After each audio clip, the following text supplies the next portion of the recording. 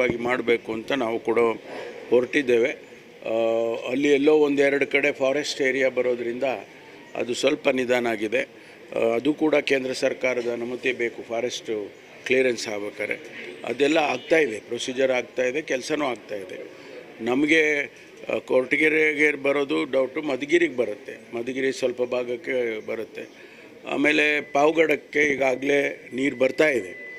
ಏನು 2300 ಕೋಟಿ ರೂಪಾಯಿನಲ್ಲಿ ಆ ಯೋಜನೆ, ಕುಡಿಯುವ ನೀರಿನ ಯೋಜನೆ ಮಾಡಿದ್ದು, ಅದು ಕೂಡ್ಲಿಗೆ ಇರ್ಬೋದು, ಚಳ್ಳಕೆರೆ ಇರ್ಬೋದು, ಹಿರಿಯೂರು ಇರ್ಬೋದು, ಇವೆಲ್ಲದಕ್ಕೂ ಕೂಡ ನೀರು ಬರುತ್ತೆ ಅದರಿಂದ.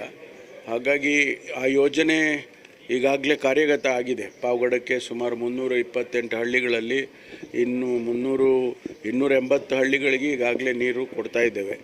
ಅದನ್ನು ಕೂಡ ಮಾನ್ಯ ಮುಖ್ಯಮಂತ್ರಿಗಳು ಸದ್ಯದಲ್ಲೇ ಉದ್ಘಾಟನೆ ಮಾಡೋರಿದ್ದಾರೆ. ಎತ್ತಿನೊಳೆ ಕೆಲಸ ನಡೀತಾ ಇದೆ. ನಾವು ಹಣ ಬಿಡುಗಡೆ ಮಾಡ್ತಾಯಿದ್ದು, ಪ್ರತಿ ವರ್ಷ ಹಣವನ್ನು ಬಿಡುಗಡೆ ಮಾಡ್ತಾಯಿದ್ದೀವಿ. ಇರುವಂಥ ಆರ್ಥಿಕ ಏನು ನಮ್ಮ ಈ ವ್ಯವಸ್ಥೆಯಲ್ಲಿ ಎಷ್ಟು ಹಣ ಕೊಡ್ಬೋದು ಅಷ್ಟು ಹಣನ ಕೊಡ್ತಾಯಿದ್ದೀವಿ. ಈ ಬರುವ ಜೂನಿಗೆ ಬಹುಶಃ ಅರಸೀಕೆರೆಗೆ ತಲುಪುತ್ತೆ ಅಂತ ಹೇಳಿ ನಮ್ಮ ತಜ್ಞರು ಹೇಳ್ತಾ ಇದ್ದಾರೆ.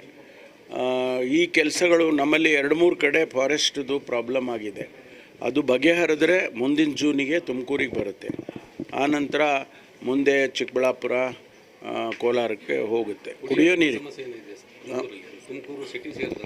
ಈಗ ಸದ್ಯ ಏನು ಸಮಸ್ಯೆ ಇಲ್ಲ. ತುಮಕೂರಿನಲ್ಲಿ ಕೂಡ ಸದ್ಯ ಸಮಸ್ಯೆ ಇಲ್ಲ. ಇನ್ನು ಜೂನ್ ಜುಲೈವರೆಗೆ ನಮಗೆ ಬುಗುಡ್ನಹಳ್ಳಿಯಲ್ಲಿ ನೀರು ಇವಾಗ ಏನು ಶೇಖರಣೆ ಮಾಡಿದ್ದೀವಿ ಅದು ಆಗುತ್ತೆ ಅಂತೇಳಿ ನಮ್ಮ ಕಮಿಷನರ್ ಹೇಳ್ತಿದ್ದಾರೆ.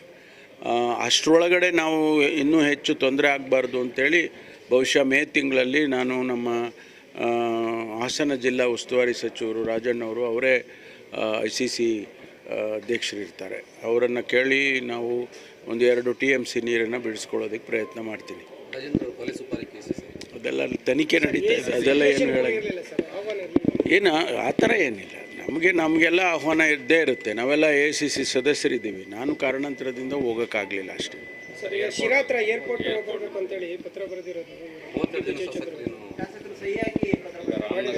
ಅದನ್ನು ಅವರು ಪರಿಗಣಿಸಬೇಕು, ಕೇಂದ್ರ ಸರ್ಕಾರದವರು ಪರಿಗಣಿಸಬೇಕು. ನಮಗೆ ಭಾಳ ಸಂತೋಷ ಏನಂತ ಹೇಳಿದ್ರೆ, ನಮಗೆ ಶಿರಾ ಆಗಲಿ, ಕೊರಟಗೆರೆ, ಮಧುಗಿರಿ ಇವೆಲ್ಲ ಈ ಭಾಗದಲ್ಲಾದರೆ ಭಾಳ ಅನುಕೂಲ ಆಗುತ್ತೆ.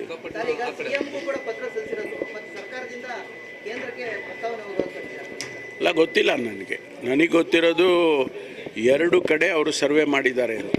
ಒಂದು ನೆಲಮಂಗಲ, ಕುಣಿಗಲ್ಲು ಆ ಭಾಗದಲ್ಲಿ ಒಂದು, ಇನ್ನೊಂದು ಕನಕಪುರ ಆ ಭಾಗದಲ್ಲಿ, ಬಿಡದಿ, ಕನಕಪುರ ಆ ಭಾಗದಲ್ಲಿ ಒಂದು 2 ಸರ್ವೆ ಮಾಡಿದ್ದಾರೆ.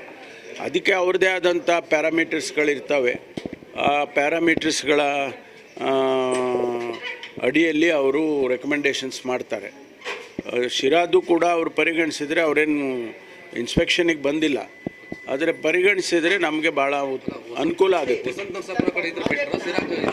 ಇಲ್ಲ, ನಮಗೆಲ್ಲ ಒಂದೇ ಅಲ್ಲ, ಎಲ್ಲಿದ್ದರೂ ಒಂದೇ. ನಮಗೆ ತುಮಕೂರು ಜಿಲ್ಲೆ ಅಂತ ಅಲ್ಲ, ಈ ಭಾಗದಲ್ಲಾದರೆ ಒಂದು 20 ಜಿಲ್ಲೆಗಳಿಗೆ ಅನುಕೂಲ ಆಗುತ್ತೆ. ಶಿರಾ ಇರ್ಬೋದು ಅಥವಾ ವಸಂತ ನರಸಾಪುರ ಇರ್ಬೋದು, ಆ ಭಾಗದಲ್ಲಿ ಎಲ್ಲಿ ಬಂದರೂ ನಮ್ಗೆ ಅನುಕೂಲ. ಗೊತ್ತಿಲ್ಲ, ಹೈಜಾಕ್ ಯಾಕಾಗುತ್ತೆ?